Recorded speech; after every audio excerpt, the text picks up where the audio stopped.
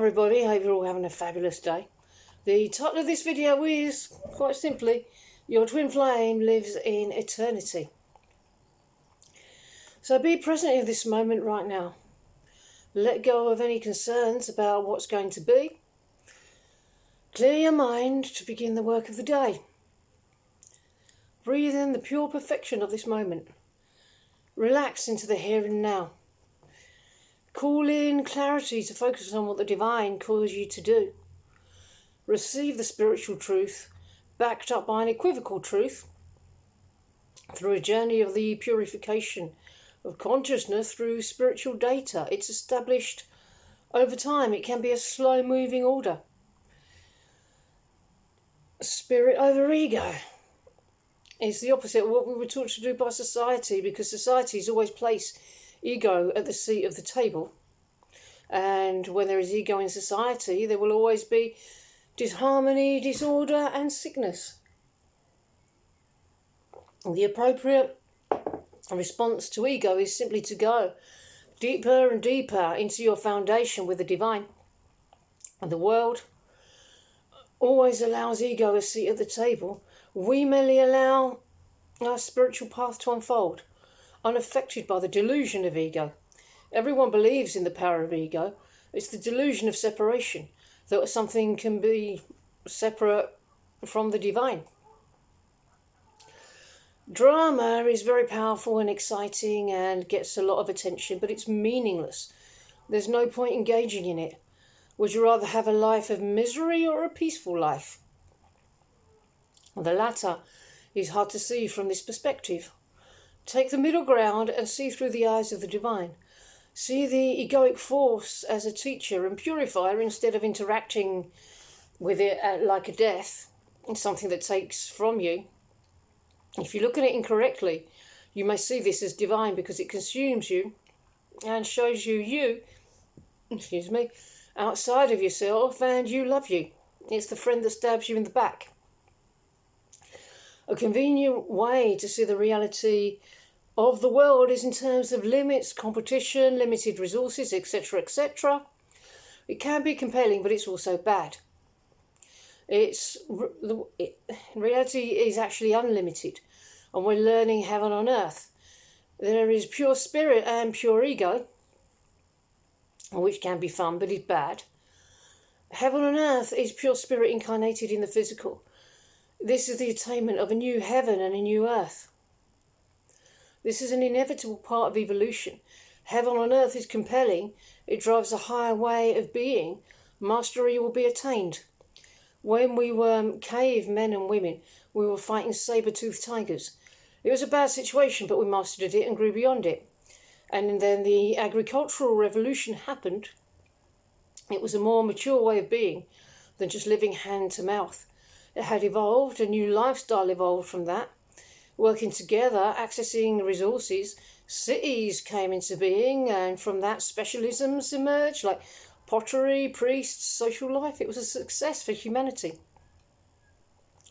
And only because, I'm going to quote my school teachers now, only because the agricultural revolution happened, that the industrial revolution was able to happen. That's the evolution. The divine is demanding that you meet her by staying present with yourself, and you're staying present with your feelings and staying present with her. This is your long-term rise to eternity with joy, peace, prosperity, love and bliss. The highest human attainment. Spiritual maturity was required for these early farmers to care for their livestock and breed from them instead of just eating them. It's the same in the twin flame journey. Oh, I used to party and have sex with my twin flame. Now I'm doing inner work in separation. For pretty much everyone, that. The voice of immaturity, though, is the old way of being. The kingdom of heaven is like a field of wheat, and then you get someone sneaking in one night and planting a load of nasty weeds. Let the wheat grow to fruition. When at harvest, it can easily be separated from the weeds. A brother may choose to cultivate himself as a weed, but the weed will be destroyed in the Garden of Eden. Think in terms of eternity, where more maturity is needed than the living hand to mouth. The man working in eternity looks ahead. Meanwhile, the survivalist thinks, oh, look at that idiot, he's starving while the crops are growing, but when the winter comes, it's the other way around, and the survivalist struggles, while the other guy, the guy working in eternity, not only has a lot of abundance, but he plants more and more for next season, so his abundance grows and grows. Survival of the fittest. One will either perish, or the same wheel lifts them up if they learn the lessons. It's the law of the physical multiverse. The degree of maturity and mastery on Earth is evolving, it's growing. The wheel turns and separates the wheat from the chaff. There are students who master the lessons and students who have to repeat them, and students who fail and go right under and go back to living hand to mouth. And may temporarily feel satiated from the starvation they felt when the crops were growing, but the wheat grows easily and it can easily be separated. Cultivate a deeper foundation where you cannot be harmed. These are Darwinian basic principles of life.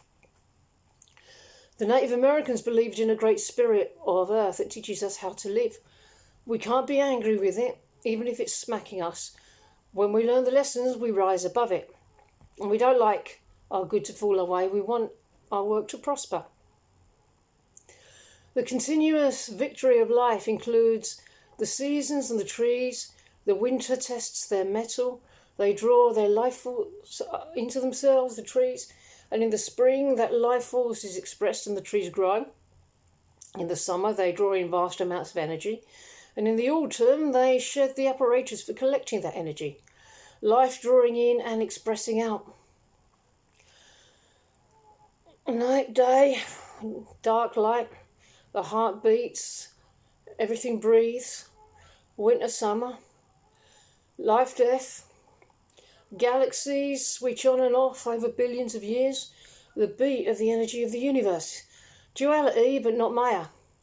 Light and dark, but not good and evil. Not love and hate, because love has no opposite.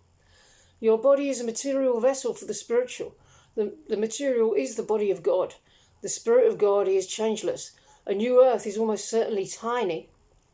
It's young in its power and in its DNA. It's evolved to be a solution to what went before, and it requires maturity. Moonlighting and growing crops. The hunters would have thought it silly to see someone worshipping the soil. They may have said the farmer was in a delusion, and they'd prove that the old way was more superior to the new satanic way. The spirituality around hunter-gathering was very different to the spirituality around farming. It was a dramatic cultural change. Now also, very big also, remember that the hunting of the animals for food was exciting. It was thrilling. Whereas the farming was much more boring. And with hunter-gathering, there was a lot of moving around, like nomadically following the herds of the animals around. Whereas with farming, they stayed in one place. If one is faced with an idea that will annihilate their way of being, they will feel threatened. As COVID restrictions ease, well, we'll see about that. Who knows? But people will be going out more as the weather improves. About time here. A lot of people are going out and letting it all hang out and leaking their sexual energy, spending it for attention. It's not civilized or mature. Keep it for you to inflame. Raise your frequency higher and experience a higher way of being. Not everyone has the strength and maturity that it takes for this cultural and spiritual transformation. LGBT people were looked down upon by almost every culture, and they had to fight for their human rights. Worldwide cultures are all equal in the divine's love. Where there's equality, though, there's also hierarchy. It brings order because it has function. Equality, respect, dignity, love. The good don't exist just for a select few. Archangels don't look down on the guardian angels. They each have their own function. They can't do each other's function. There is emerging a new culture based on a harmonious twin flame union and heaven on earth. It embraces the uniqueness of all cultures, not homogenization, but diversity. By continuing to cultivate each culture, not erase them, this makes for a transcendental human. In heaven, everyone must be a genius. Opposing ideas are not contradictory. Perfection is not for the gods, but you are gods. Be transcendental, and not just with your person. This goes beyond reproduction, casual sex, and social dating until someone finds someone better, hopefully before their partner does. There's always a new person to fuck. No, you want something better. More twin flames have fallen off the end of the earth into the abyss. Your twin flame lives in eternity, where your life purpose is. You only find purpose in partnership. It's not about the world, only heaven. Start at the bottom. The way of the new earth and the kingdom must be learned. Okay, everybody, I'm going to call it a day for this video. I really hope you enjoyed it, and I hope you enjoy the rest of your day. I'll see you in the next one. Bye-bye.